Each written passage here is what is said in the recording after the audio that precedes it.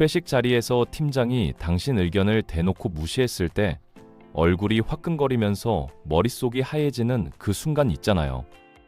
뭔가 말해야 할 것 같은데 입이 안 떨어지고 속으로는 부글부글 끓는데 겉으론 애써 웃고 있는 거죠.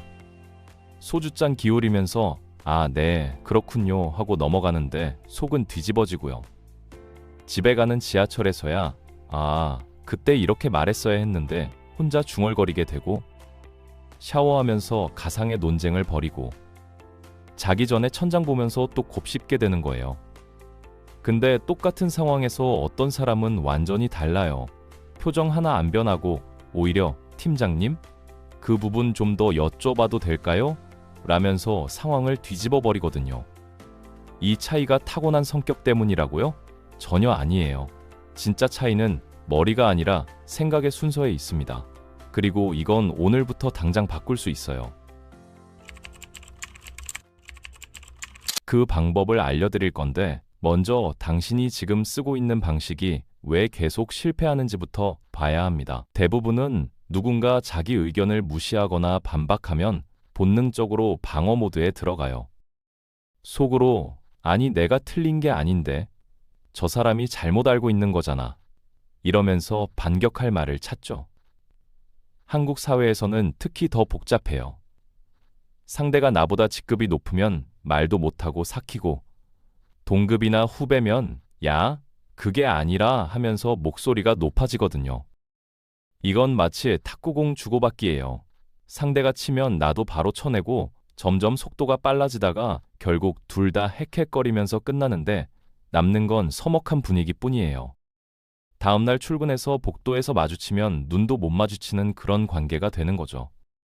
근데 정말 현명한 사람들은 완전히 다른 게임을 해요. 공이 날아오면 바로 안 쳐요. 일단 공을 잡고 살펴봅니다. 왜 저 사람이 이런 공을 쳤을까? 그걸 먼저 파악하는 거죠. 어떻게 하냐면요. 질문을 던져요. 근데 아무 질문이나 던지는 게 아니에요. 그래서요? 근거가 뭔데요? 이런 공격적인 질문 말고 진짜 궁금해서 묻는 질문이요. 팀장님은 어떤 경험 때문에 그렇게 생각하시게 됐어요? 그 부분 좀 더 구체적으로 들어볼 수 있을까요? 이런 식으로요. 말투는 부드럽지만 상대방의 논리를 끝까지 끌어내는 거죠.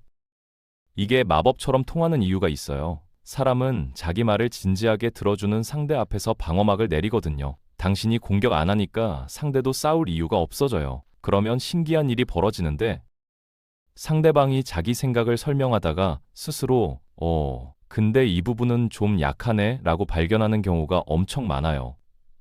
당신이 이긴 게 아니에요. 상대방이 스스로 생각을 정리하면서 결론에 도달한 거죠. 이게 진짜 설득입니다. 말싸움에서 이기는 게 아니라 상대방이 자발적으로 움직이게 만드는 거요. 실제 상황을 하나 그려볼게요. 회의 중에 당신이 새로운 아이디어를 냈어요. 근데 옆 부서 과장이 그거 예전에 해봤는데 안 됐어요 라고 잘라버려요. 이때 대부분은 두 가지 반응 중 하나를 해요. 아, 네 하고 움츠러들거나 아니, 그때랑 지금이랑 상황이 다르잖아요 라고 반박하거나요. 둘 다 별로예요. 근데 세 번째 방법이 있어요. 아, 그때 해보셨군요. 어떤 부분에서 잘 안 됐었어요? 이렇게 물어보는 거예요. 상대방은 자기 경험을 얘기하기 시작할 거고 당신은 진짜로 뭐가 문제였는지 파악할 수 있어요. 그리고 아, 그 부분은 이번엔 이렇게 보완하면 어떨까요? 라고 제안하면 논쟁이 아니라 협업이 되는 거죠. 여기서 한 가지 더 무서운 사실 알려드릴게요. 논쟁에서 이기면 기분은 좋을 수 있어요. 상대방을 말로 눌러버렸다는 쾌감이 있거든요. 근데 그 순간 당신은 적을 하나 만든 겁니다. 한국처럼 좁은 바닥에서 그게 얼마나 치명적인지 알잖아요. 같은 업계에서 계속 마주칠 수밖에 없고 소문은 카톡방 하나로 순식간에 퍼지거든요. 쟤는 좀 그래? 이 한마디가 나중에 어떤 기회를 막을지 몰라요. 이직할 때, 협업 제안 받을 때, 추천 필요할 때요. 반대로 상대방을 존중하면서 대화한 사람은 적이 아니라 관계를 얻어요. 5년 후에 그 사람이 당신한테 좋은 기회를 연결해 줄 수도 있는 거예요. 근데 여기서 대부분이 실수하는 게 있어요. 그래, 질문하면 되는구나 하고 아무 질문이나 던지는 거죠. 왜요? 근거요? 이런 질문은 상대방 입장에서 취조당하는 느낌이에요. 경찰서에서 형사가 왜 그랬어요? 물으면 편하게 대답할 수 있어요? 질문에도 온도가 있습니다. 차가운 질문은 벽을 세우고 따뜻한 질문은 문을 열어요. 혹시 그렇게 생각하시게 된 계기가 있으신가요? 왜 그렇게 생각해요? 같은 의도여도 완전히 다른 반응을 끌어내거든요. 이제 완전히 다른 이야기를 해볼게요. 당신이 실패 하나에 무너지는 이유에 대해서요. 면접 떨어지면 자기가 부족한 것 같고, 고백했다가 거절당하면 매력이 없는 것 같고, 사업 망하면 인생 자체가 끝난 것 같고, 이런 경험 다들 있잖아요. 저도 있어요. 취준할 때 서류 탈락 메일 받으면 하루 종일 아무것도 못했거든요. 침대에 누워서 천장만 보면서 나는 왜 이럴까 자책하고, 링크드인 들어가서 잘 나가는 동기들 보면서 더 우울해지고요.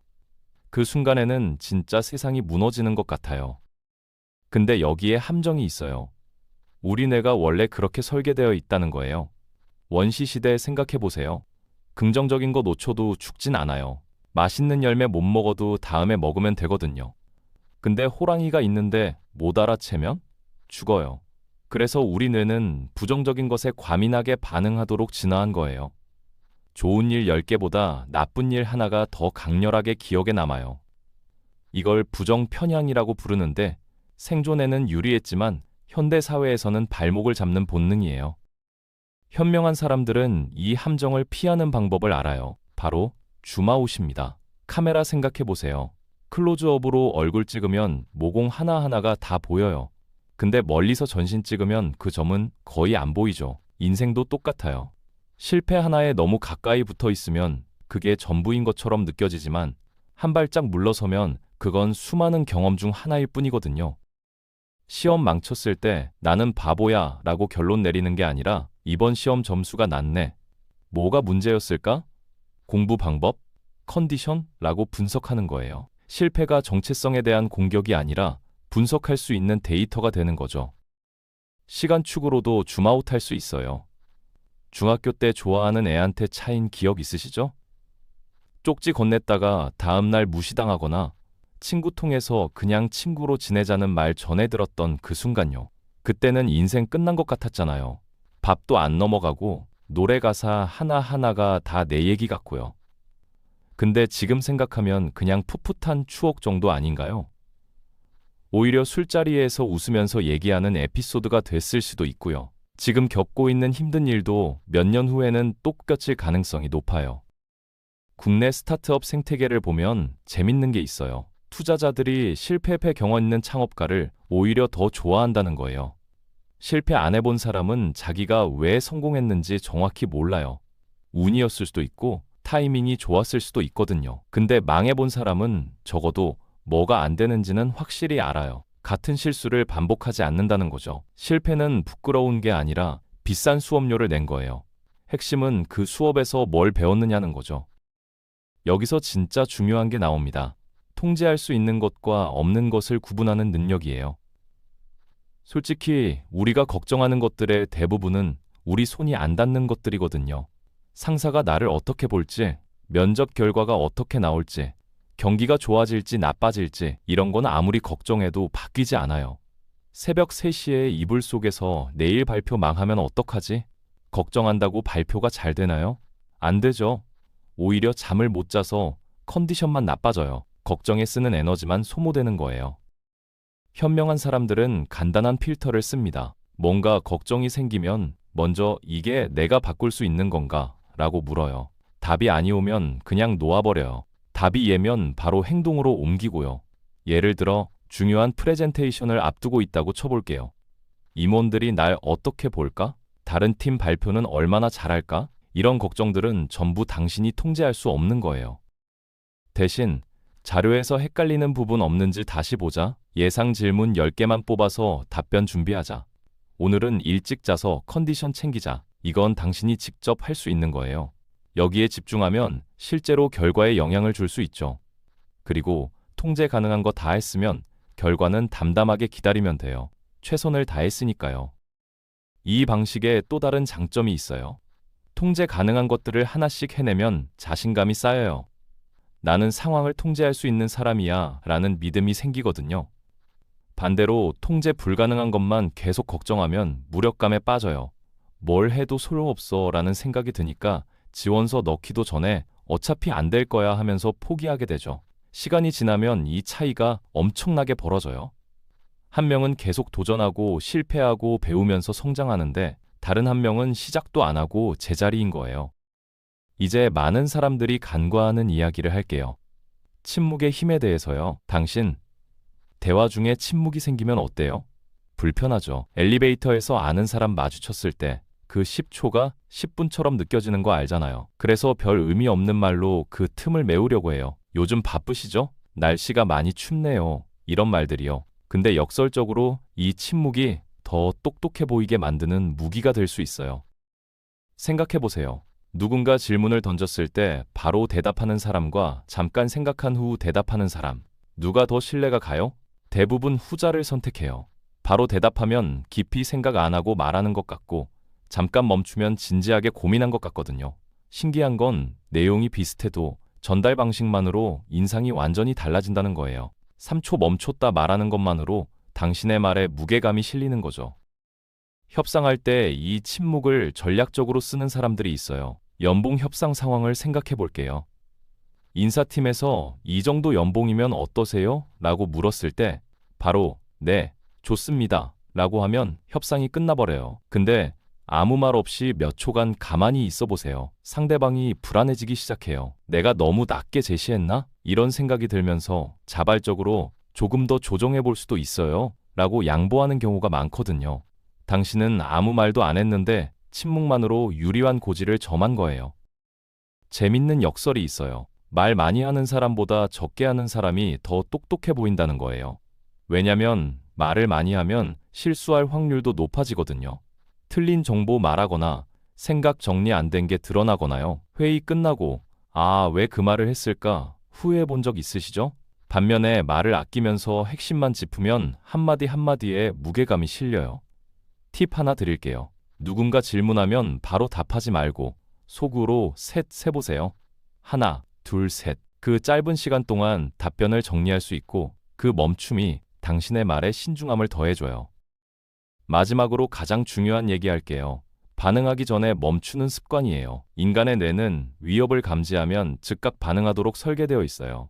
원시 시대에는 호랑이 보면 생각할 틈 없이 바로 도망쳐야 했으니까요. 문제는 현대 사회에서 이 본능이 오히려 발목을 잡는다는 거예요. 카톡으로 짜증나는 메시지 받으면 바로 쏘아붙이고 싶잖아요. 손가락이 먼저 움직여요. 근데 그 충동대로 행동하면 10중 8구 상황이 더 나빠져요. 카톡 보내고 5분 후에 왜 저렇게 썼지 하면서 삭제하고 싶은데 이미 읽음 표시가 떠 있는 그 참담함 다들 아시잖아요. 뇌과학 연구에 따르면 감정적 충동은 90초 안에 지나간다고 해요. 화학물질이 뇌에서 분비됐다가 사라지는데 걸리는 시간이 그 정도라는 거죠. 그러니까 그 90초만 버티면 훨씬 이성적인 판단을 할 수 있어요. 화나는 순간 속으로 숫자를 세보세요. 아니면 심호흡을 해보세요. 물 한 잔 마시러 가도 돼요. 그 짧은 시간이 충동적인 반응과 현명한 대응을 가르는 경계선이에요. 그 멈춤의 순간에 자기 자신에게 질문을 던져보세요. 이거 정말 화낼 만한 일인가? 1년 후에도 이게 중요할까? 내가 지금 반응하면 상황이 나아질까? 악화될까? 이런 질문들을 하다 보면 처음에 느꼈던 분노가 그럴 수도 있지 정도로 바뀌거든요. 항상 침착한 사람이 주변에서 신뢰받는 이유가 있어요. 예측 가능하거든요. 오늘은 기분 좋아서 웃다가 내일은 불같이 화내는 사람이랑 같이 일하면 피곤하잖아요. 아침에 출근해서 그 사람 표정부터 살피게 되고 언제 터질지 몰라서 긴장되고요. 근데 항상 일정한 톤을 유지하는 사람은 안정감을 줘요. 저 사람한테는 뭘 얘기해도 괜찮아 라는 신뢰가 생기죠. 그래서 중요한 정보도 먼저 공유받고 좋은 기회도 먼저 제안받게 되는 거예요. 감정 조절이 안 되면 아무리 능력이 뛰어나도 한계가 있어요. 일 잘하는데 같이 일하기 싫은 사람이 있잖아요. 반대로 감정 조절 하나만 잘해도 능력 이상의 신뢰를 얻을 수 있고요. 여기서 모든 걸 바꾸는 비밀 하나 알려드릴게요. 화나는 메시지를 받으면 바로 답하지 말고 일단 임시 저장해두세요. 답장을 써도 돼요. 속에 있는 말 다 쏟아내도 돼요. 근데 보내지 마세요. 몇 시간 후에 다시 읽어보세요. 내가 왜 이렇게까지 흥분했지? 싶은 경우가 대부분이에요. 그때 다시 차분하게 써서 보내면 돼요. 이 간단한 습관 하나가 수많은 불필요한 갈등을 막아줘요. 관계도 지키고 당신의 이미지도 지키는 거죠. 진짜 후회되는 말은 대부분 그 순간의 감정에서 나온 거거든요. 몇 시간만 기다렸어도 안 했을 말들이요. 자, 지금까지 한 얘기 정리해 볼게요. 논쟁에서 이기려 하지 말고 질문으로 상대방의 마음을 여세요. 실패에 매몰되지 말고 줌아웃해서 전체 그림을 보세요. 통제할 수 없는 건 내려놓고 통제할 수 있는 것에 집중하세요. 침묵을 무서워하지 말고 전략적으로 활용하세요.